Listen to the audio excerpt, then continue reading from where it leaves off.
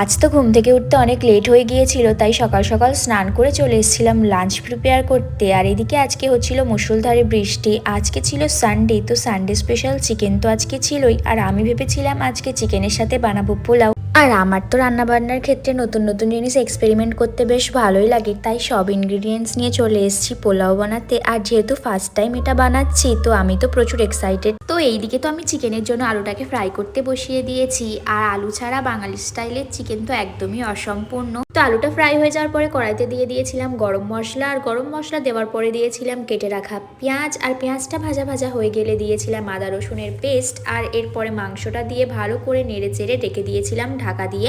এদিকে আমি পোলাওয়ের জন্য বসিয়ে দিয়েছিলাম কড়াই। আর কড়াইতে দিয়ে দিয়েছিলাম কিশমিশ আর কাজু বাদামের পরে চালটা দিয়ে বেশ কিছুক্ষণ ভালো করে ভেজে নিয়ে দিয়ে দিয়েছিলাম জল। আর জল দেওয়ার পরে তো ঢেকে রেখে দিয়েছিলাম। আর চিকেন আর পোলাওয়ের আউটকামটা তো একদম পারফেক্ট এসেছিল, খুব টেস্টি হয়েছিল পোলাওটা খেতে।